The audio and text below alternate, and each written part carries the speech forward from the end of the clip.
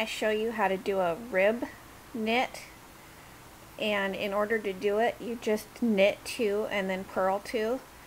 And so I'm going to make a table runner for my coffee table, or I want to put a little table out front on the front porch with either a couple rocking chairs or a swinging bench. But when it's all scrunched up like this, it looks really ruffly and pretty, and that could make a pretty border also. But when you straighten it out, when it's not all ruffled, it looks like this. And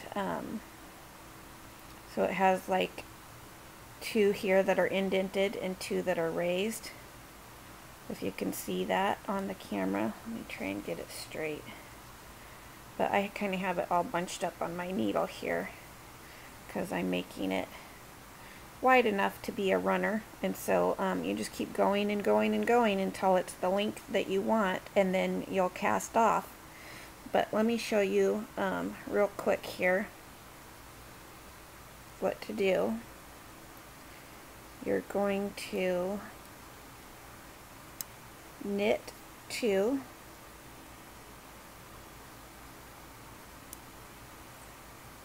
and then purl 2. So put your yarn in the front, put your needle in backwards, wrap it around the same way. So there was 1, here's 2, that's purling. Okay, now we put our yarn back to the back of our needle because we're going to knit again. Then you knit 2.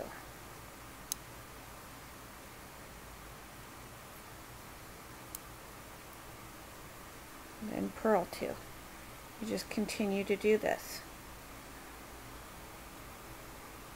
When you get all the way done with your row and you turn it around and start back on the next row, you start with knitting and then purling. So see here, we're knitting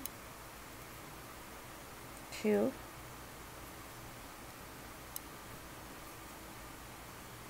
and then we bring our yarn around and we're going to purl 2, and that's it. It's really easy once you get the hang of it. It might feel a little bit awkward purling at first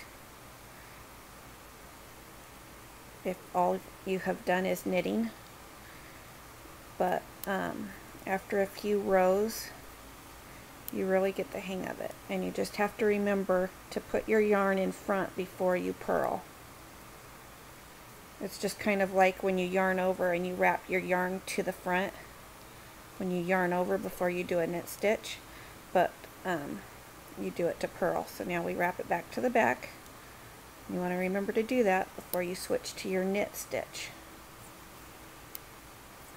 So you just alternate between knitting and purling. Here we're purling 2.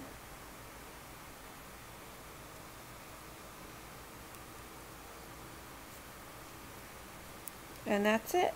So after I get it done, I'll post a picture of the runner, and I'll put that up on the website. Obviously it's going to take a lot of yarn to do a whole runner. Let me stop there for a second. If you forget what step you're on, whether you knitted or purled, I'll just tell you this again. I put it on a different video, but if you look here, if you look at these stitches, see how these blue ones wrap in the front of these 2 red stitches here? That means that was purled. And the 2 after that, the yarn goes behind those 2 stitches that are on the needle. Those ones were knitted. Okay, and so we want to do the same here. We want to purl these. So that's why I'm going to go ahead and put my yarn in the front. But I'll stop for a second. I want to show you my my ball of yarn over here. See how it's kind of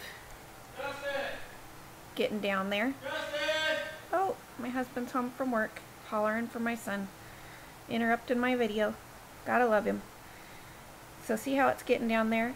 When I have to add another ball of yarn, I'll show you how to do that too, so that you can seamlessly incorporate that into your project without having a big honking knot in the middle of your runner or placemat or whatever you're making. So stay tuned for that next video. Hope you all aren't getting tired of knitting yet. There's plenty more to come. I'm also going to show you how to do with wool, 100% wool, a knitted and then felted purse, and it's so cute. So be practicing up on these little basic knitting steps, because the knitted felted purse is actually just basic knitting. You don't even do knitting and purling, but you're gonna love it, and it's super duper cute, and they sell for like 95 bucks a purse in a little boutique shop. So stay tuned for that too. Bye peeps.